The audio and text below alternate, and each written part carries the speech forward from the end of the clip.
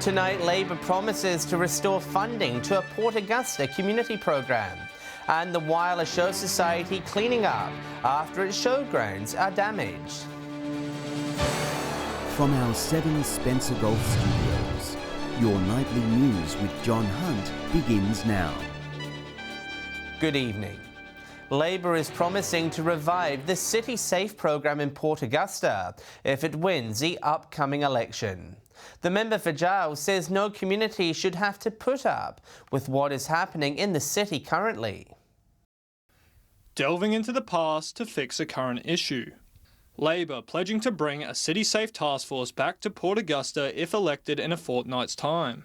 Obviously, one of the major problems in Port Augusta at the moment is just the degree of antisocial behaviour, the impact on businesses, the impact on residents, the impact on visitors. The program began in 2008 to deal with such issues and enforce local dry zones. The City Council were eventually forced to axe the program due to budgetary issues. Council, quite rightly, were of the opinion, while Port Augusta ratepayers shouldering this burden, surely it is a state and a federal responsibility. Coronavirus restrictions and unprecedented weather events are being cited for the rise in public intoxication and violence this summer. While we're talking about $200,000 a year that had a positive impact, why are we not doing this? SA Best, however, says funding alone is not enough. This has gone far too long and it has to be covered right now. So the police have to step up and give them more authority to fix the problem, because quite obviously a slap on the wrist isn't fixing the problem. Labor says while the program will not solve the problem itself, it will provide practical help moving forward. City Safe program would be one of those steps that we can do in a practical way to start addressing some of the issues in Port Augusta. Edward McCarroll, 7 Spencer Golf News. Both major parties have hit back at each other's proposals in the lead up to the election in a fortnight. Premier Stephen Marshall telling The Advertiser Labor's plan to build a hydrogen plant in Whyalla should send a shiver up the spine of everyone, calling it an extraordinary flawed policy. Meanwhile, Shadow Health Minister Chris Picton has called the Liberals' proposal to transform Port Pirie Hospital as panicked, saying they have copied Labor and have started to throw money around. A Port Lincoln road was closed off last night after 2 vehicles were involved in a collision that left one on its side. Just after 5 p.m, police were called to the scene on New West Road, where a Commodore and a Mazda Ute had crashed. The incident unfolded in front of the Possum store, with bystanders assisting in directing traffic. The crash was cleared up just before 6. Police are still investigating the cause. Whyalla Show Society president has pleaded with young drivers to not use Jubilee Park as a hooning spot. Some facilities at the park have sustained damage due to incidents involving cars. Racing illegally with no regard for safety, security and property. Whyalla Show Society president witnessing hoons destroying sheds with their cars in broad daylight. She says everyone's personal safety is being compromised.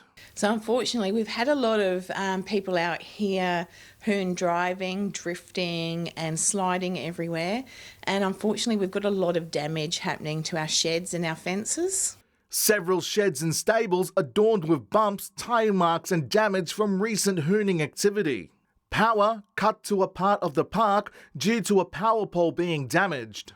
We have people out here learning to drive, walking dogs. It is very much a safety issue as well, and people really need to take care. In a statement, a police spokesperson said officers will actively monitor the Jubilee Park showgrounds for hoon activity. Meanwhile, it's full steam ahead for the planning of this year's Whyalla Show, fresh off their 50th anniversary last year. We are in full swing of planning our Whyalla Show. It's going to be a great event. We are always looking for volunteers, so if anyone's looking for something to do, please get in contact with us. Mark Zita, 7 Spencer Golf News. More roadworks have begun on the highway connecting Port Augusta and Whyalla. Drivers are urged to be alert along the highway, with a third of the journey currently affected by speed restrictions. Roadworks are progressing, but for commuters, it feels like a standstill. Construction of new overtaking lanes on the Lincoln Highway has extended from Port Augusta all the way to Lincoln Gap. They say, oh, you'll never get overtaking lanes on that road. But we did, and now we've got another 4 going in. So there'll be 6, 3 in each direction between Whyalla and Port Augusta. The duplication answering the calls of many who use the stretch of road. The multiple overtaking lanes now between Whyalla and Port Augusta, that is a good thing. There's a lot of people commute between the 2 cities for work, and so I think it's a bit of a load off everybody's mind. It means roughly 26 of the 75-kilometre journey between Whyalla and Port Augusta is now affected by restrictions. Fluctuating between 80 and 40 kilometres per hour, it's increased travel time. It's a bit of frustration going slow while they're working on it, but in the long run, it'll be a better road and be better for all. The upgrade, part of a larger project spanning down towards Port Wakefield, which some believe is taking too long to progress. Now, that is welcome, but my view, and I'm a strong advocate for this, that it's going to take, this rate, it's going to take decades. Edward McCarroll, 7 Spencer Gulf News. Still to come tonight, we look back at the time the King of Spin visited Port Lincoln, and Broken Hill marks International Women's Day.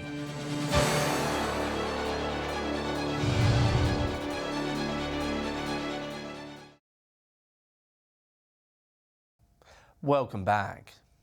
The shock death of legendary leg spinner Shane Warne is continuing to be felt across the nation. One Port Lincoln shark cage diving company reliving a unique encounter with him, hosting Warne and his son on a charter. A tragedy that has left Australia in a spin. First ball in Test cricket in England for Shane Warne. And he's done it. Shane Warne was one of cricket's greatest competitors, but his off-field charisma also defined him. Port Lincoln residents remembering one of his visits to the region. Yeah, look, he came out on board with his son back in 2015 for a shark dive, and brought his lad out. I think it was for his 16th birthday, so just a bit of a father and son bonding trip. Many local cricketers grew up hoping they too could turn the ball like Warnie. I grew up as a leg spinner. I actually wanted to be a Warnie when I was young, and leggies found out they were a little bit difficult to bowl, so changed course a little bit later on. In a statement, SACA President Andrew Sinclair says he is deeply saddened for his family and friends, adding they were fortunate he saved some of his most incredible 4th innings performances for Adelaide Oval. There was a lot of conversation all game about ways to honour him. Did have a good chat with him on the way out. So real humble guy, and just a pleasure to be on board with him. Warnie finished his Test career with 708 dismissals, leaving batsmen around the world stunned in their tracks. Fittingly, he will now receive a state funeral. Henry Millick, 7 Spencer Gulf News. Broken Hill women have celebrated their achievements at a breakfast marking International Women's Day. The annual event, hosted by the Domestic Violence Committee, saw 3 guest speakers share their stories. Sharing and hearing inspirational stories. A packed room coming together on International Women's Day for a breakfast celebrating the achievements of Broken Hill's trailblazers. Local music teacher Marilyn Harris, District Police Inspector Yvette Smith and women's advocate Angie Wilson took to the stage, sharing their experiences and advice. Despite coming from different backgrounds, their stories have all met in the Silver City. Well, it was such an honour. I've always been familiar with International Women's Day and causes that empower and support women. Angie moved to Broken Hill 4 years ago. She works for the community organisation Staying Home, Leaving Violence, a service helping survivors of domestic violence stay in their own homes. The advocate thrilled with the amount of people attending, saying it's an important cause. I definitely knew that there would be this many people. Like, this is a sellout event every year, and for good reason. It's such a great cause, such an important day to commemorate women's achievements around the globe. Fellow speaker Marilyn Harris said while it was nerve-wracking, she was privileged to speak, also happy that her story struck a chord with locals. It's lovely that the women seem to appreciate the teaching that I do and the directing and producing of shows. Joshua Mercer, 7 Spencer Gulf News. Students at a Whyalla primary school are being educated on their digital thumbprint and how it could affect their futures. Special sessions are being conducted to teach children how to protect themselves from online hackers. Making sure Spencer Gulf children understand their personal safety when using the internet. Optus's digital thumbprint program, visiting schools across the Spencer Gulf, equipping students with effective tips in staying safe. Everything you do in today's world online is recorded, and eventually down the track when they're adults, if they did something silly when they were young, then it could be there to haunt them for the rest of their lives, unfortunately. More than 640 students will participate in sessions from Whyalla to Port Pirie. Nicholson Avenue Primary School students today learnt about cybersecurity and how to limit their personal information on the web. Since the program's inception, it's actually had almost 500,000 students in attendance. So we'd like to think, as part of our corporate social responsibility program, this is a really good, just a good thing to do. Parents also have the opportunity to learn about their children's digital thumbprint at a special online event tomorrow night, covering topics such as cyberbullying and online exploitation. Often it's also a bit of a handful for parents to have the skills and knowledge and tools to ensure that they're aware of what their young ones are doing when they're online as well. Mark Zeta, 7 Spencer Gulf News. Stay with us. Orroroo Council and Rural Aid team up to spruce up the town. And a fridge with a twist helping keep people entertained on the Lower Eyre Peninsula.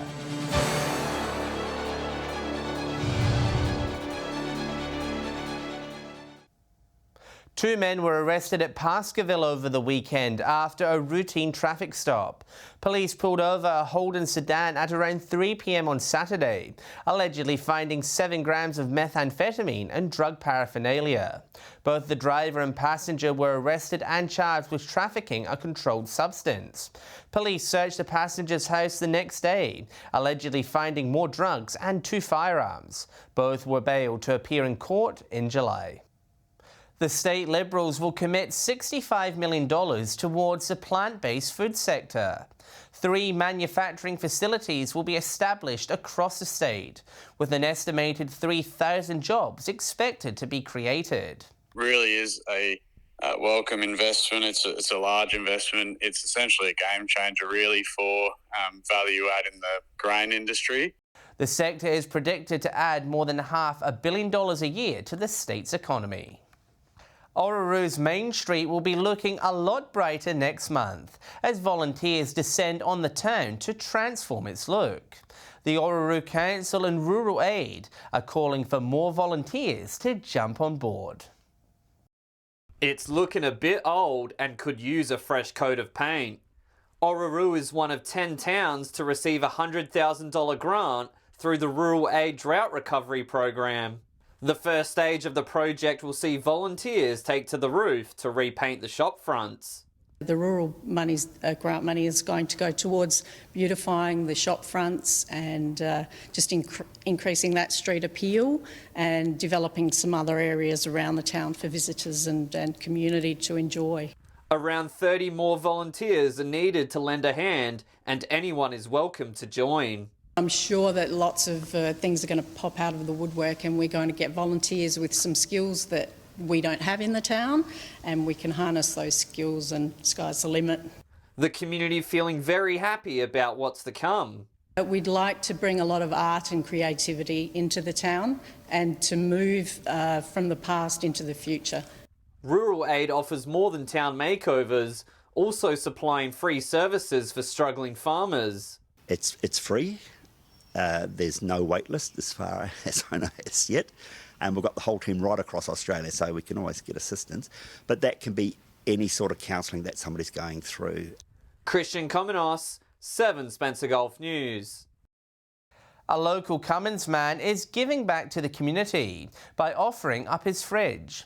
But instead of being full of food, the appliance is stocked with books and DVDs in a bid to help keep people from across the region entertained. An everyday kitchen appliance home to a wealth of knowledge. Retired school teacher Paul Willis giving back to his community. I wanted to work out something I could give back, and I love books and I love DVDs and movies and stuff like that, always have. So I thought, what can I do? Oh, I'll just stick an old fridge out the front of the house. What started off as a handful of books has now turned into thousands. I started off with probably twice this number of books and DVDs, probably a couple of hundred, a few spare, and over the last 2 years I reckon I've been given 2,000 DVDs and 2,000 books. He says it gives those without streaming services a source of entertainment. This mostly works for people who don't have streaming at home, so they're using that. Have tourists come through in caravans who got a DVD. Have people who come get things for kids and grandkids to put into DVD players in their cars. Offering a range of different genres, Paul is thankful for those who have donated. First, as individuals, people come in with, well, there's one bloke who's donated over 1,000 DVDs. There are other people who've given me hundreds of books. The local library here gives me a lot of books when they've finished with them. The fridge is located outside Whyalla Road, Cummins. Henry Millick, 7 Spencer Golf News. Stay with us after the break. We will check all the latest sports scores from across the region. And Alex Sykes will have the latest weather forecast.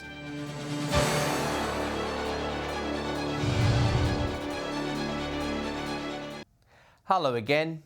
Finals fever is settling in across local sport, with some leagues finishing their regular seasons. A number of teams are looking for premiership glory. Reporter Joshua Mercer has this week's sports wrap. As the weather starts to cool down, things are just heating up around the region. Starting off with softball, and in Whyalla, the Eagles thumped the Indians 20 runs to 3.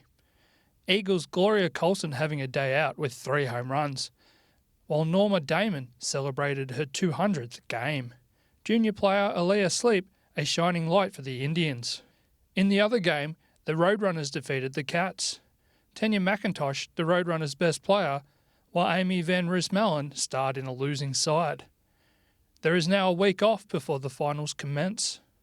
Moving over to Port Pirie now, and the Checkmates drew with the Tigers.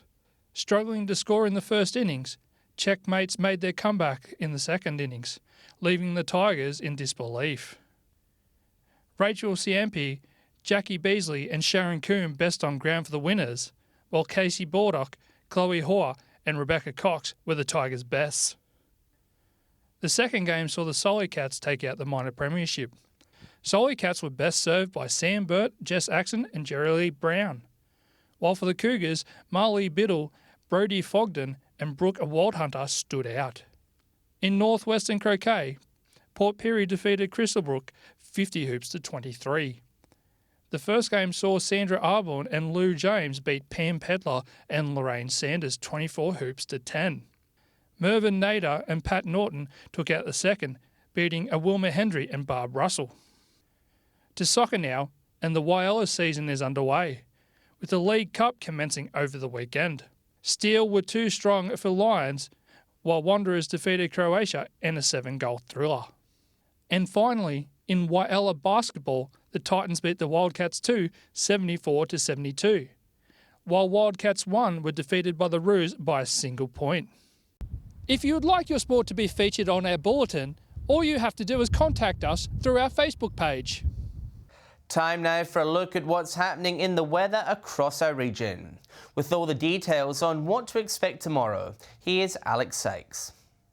Thanks, John, and good evening to you and our viewers. A mainly fine day across the region. From 3 p.m, Port Augusta reached 27 degrees, Port Lincoln was 21 and Broken Hill got to a top of 26.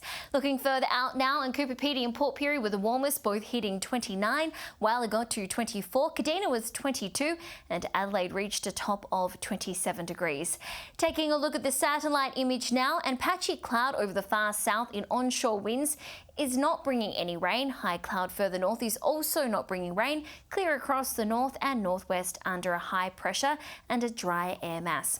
Moving on to tomorrow's weather outlook now, and we'll start with the Gulf waters. South to southwesterly winds 20 to 30 knots, seas 2 to 2.5 metres, and the swell will be south to southwesterly reaching 2 metres. And there's a strong wind warning for the Spencer Gulf and West Coast regions. A mostly sunny day for the Eyre Peninsula tomorrow. Port Lincoln and Cleve can expect a top of 21 degrees.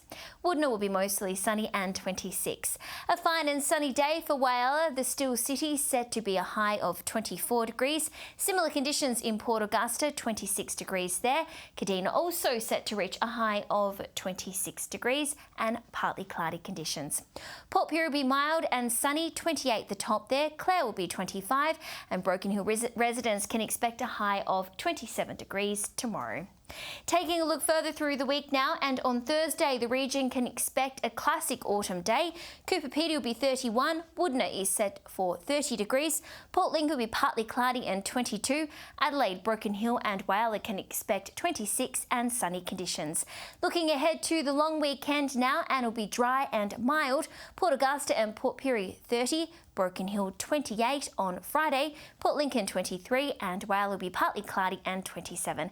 And the fine weather conditions continue into Saturday, 33 in Woodna, Port Augusta and Port Pirie 32, Broken Hill set for 30, and if you're in Adelaide for the Fringe Festival it'll be sunny and 29 degrees.